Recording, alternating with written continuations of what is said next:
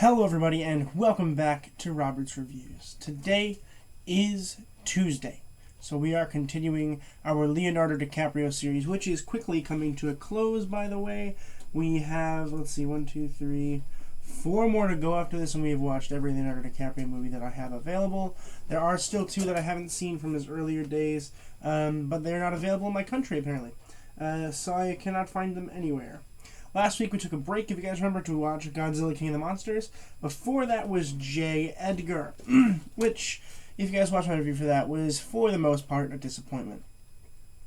But then he follows it up with a fantastic movie, albeit most of it's credited to Quentin Tarantino, but still, a great movie nonetheless. And so today I'm really excited to talk about Django Unchained.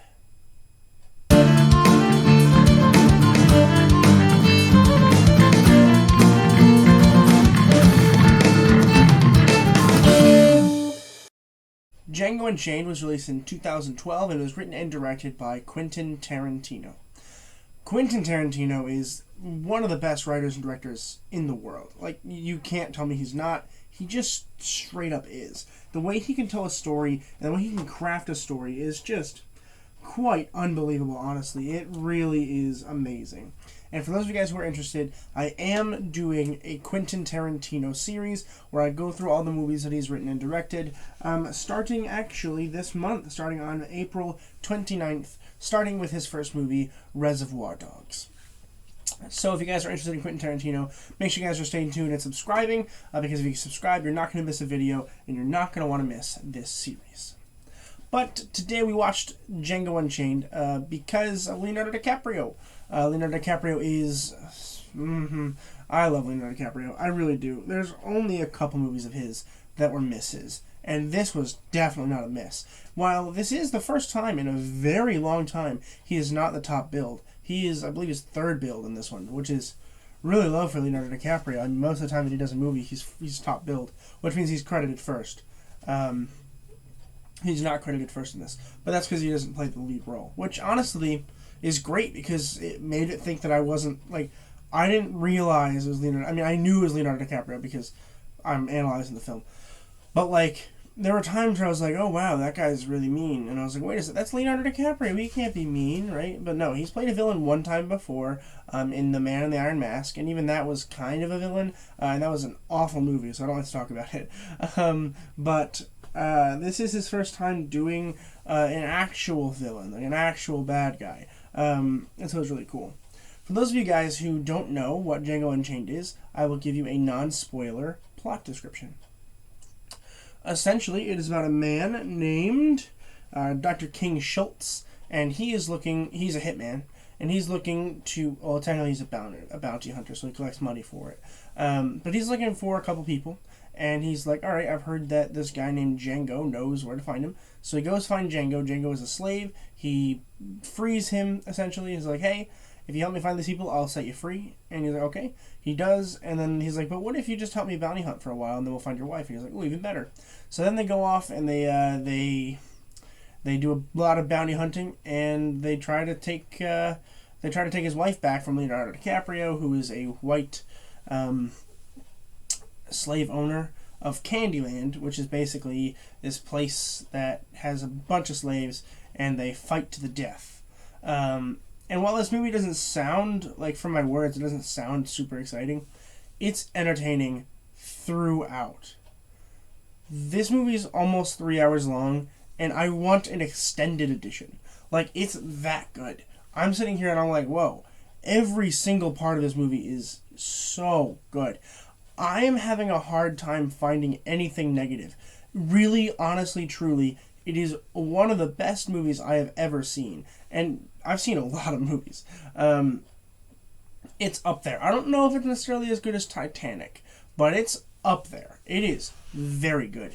I can't find a single thing I didn't like about it. I guess there's a couple moments where it's kind of slow, but honestly, the movie's so well paced with the way that it sequences its shots that I didn't even realize. I was like, oh, I'm kind of getting, there's something cool happening. It was really interesting how they did that. I'm really impressed. I wish every movie was directed by Quentin Tarantino, aside from the foot fetish. I've seen a few Quentin Tarantino movies. I haven't seen them all, but I've seen quite a few. I've seen Inglourious Bastards, and I've seen Pulp Fiction, of course, and I'm sure I've seen a couple other ones. But I'm really excited to watch all of them because, really, honestly, he's just a phenomenal director and a really good writer. The writing of this film is really, really good. I am entranced by every word everyone says. The characters are so well fleshed out. There's so many characters in this film that it deserves to be bogged down by how many there are. But I have no problem keeping in my mind, like, okay, well, this character's that, this character's that. And not even that, but, like, the way that they are. Every time I'm like, okay, well, wow, Leonardo DiCaprio's character gets worse and worse every single scene. And he really does. And it's really great. I love this movie. Let's talk a little bit about the fantastic acting here. Starting with Jamie Foxx's Django. Jamie Foxx for me is very hit or miss, particularly after The Amazing Spider-Man 2. But I really liked him in this role. I can't imagine anybody else in this role, really. He's really good.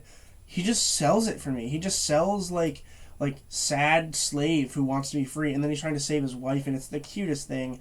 It really is. He's really great, and he's almost like an action star in this one. It's kind of weird how he's able to be an action star without having to do a whole lot of action. It's impressive. His gun maneuvers are really cool. I'm willing to bet those are real. I bet he trained on that a lot.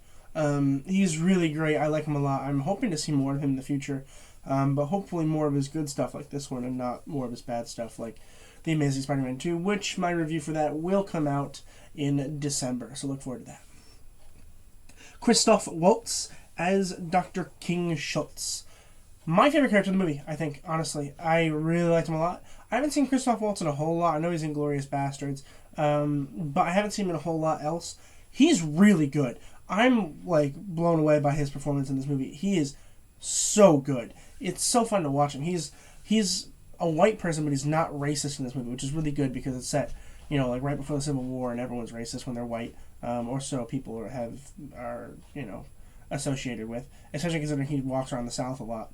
But he plays a non-racist white dude who just wants to free slaves because he's like, I don't really see the point in having slaves. And honestly, the way that they portrayed him was really, really good. I was a little nervous in the beginning of the movie. I was like, it's going to get really cheesy soon. Never did. He was really funny all throughout the movie.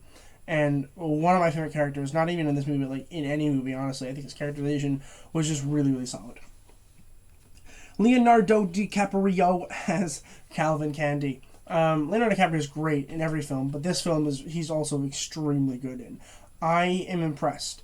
I didn't know if I was going to like him in this because he's playing a villain, and my heart loves Leonardo DiCaprio. So I'm like, I don't know if I can separate those two feelings from my brain, but it turns out I can. Leonardo DiCaprio is menacing in this film. I am extremely impressed. I don't think we have another. I can just look. We don't have another movie where he's like a bad guy, I think. So it's like kind of like, wow, that's it? I'd like to have a Leonardo DiCaprio villain. Oh man, Leonardo DiCaprio playing a villain in the MCU would be so cool. Imagine it was like Magneto or something. That'd be really fun. Or even Kraven the Hunter after seeing The Revenant. I haven't seen The Revenant yet, but like I've heard it's very good and very brutal. He can be Kraven the Hunter. That'd be pretty cool. But anyway, he's really, very good at playing a villain, even though he's a wonderful human being and I love him very much. So I'm looking forward to seeing more of him, although I only have 4 more movies to watch. And I'm all caught up on my Leonardo DiCaprio stuff. Let's see, I only have 3 more Steve Carell films to review too, and I'll be completely caught up on Steve Carell, so that's impressive too. I'm really happy about that. And Samuel L. Jackson as Steven. You never go wrong when you cast Samuel L. Jackson. You just don't. And Quentin Tarantino knows it because he casts him quite a bit. I do really like Samuel L. Jackson. He plays a really old man in this who's basically, he's almost racist against himself. It's kind of weird. It's not a great way to explain it, but it's the only way to explain it without spoilers. He's great. I didn't think he could play an old man like that. He's really good at playing an old man. I'm like, whoa, where did you come from? Like, I'd love to see him play Pop from Luke Cage. I think he'd do really well with that. I really, really liked Samuel L. Jackson. Their casting in this movie is perfect. The music is perfect. The acting is so top-notch. I already mentioned it, but I mention it again. The directing, the writing is phenomenal. And this movie is exciting and fun to watch for the entire 2 hours and 45-minute runtime. And I'm going to go ahead and give Django Unchained an A+. I haven't given out an A+ in a while. I genuinely found it hard to find anything to hate about this movie, which is weird for me because any movie over 2 hours for me just feels like it drags. And this one does very well with not dragging. In terms of pacing, it does feel a whole lot like Justice League Snyder Cut, where I could watch that movie again and just sit there for 4 hours, and it's great. There is supposedly an extended cut coming, if it's not out already. I haven't heard a whole lot about it. I don't think it's out yet. But be on the lookout for that if you guys want to look into that. Please consider subscribing. It's a huge help.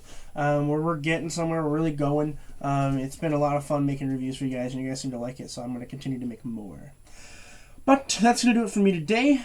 We have 4 more Leonardo DiCaprio movies to watch and review, and then I'm going to go ahead and upload my thoughts on every single one of them in a ranked review, which I believe I'm going to call Robert's Ranks. So look forward to that.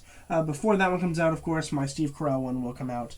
And before that one, of course, my DCEU one will be out at the end of the week. So on Saturday, I'll be looking forward to my DC Extended Universe Robert's Ranks movie review. Robert's Ranks. I think we should call it Robert's Ranks and call it good. I think it's good. But thank you guys so much for watching. Please consider subscribing. I can't explain how helpful it is. Actually, I can. If you want to check out my Robert's Thoughts episode on how subscribing can help you, the creator, and the market, check that out. It's my Robert's Thoughts playlist. I stuttered. Wow, I'm tired. But thank you guys so much for watching it once again. And as always, keep watching movies and television. Stay educated, and I'll see you guys in the next video.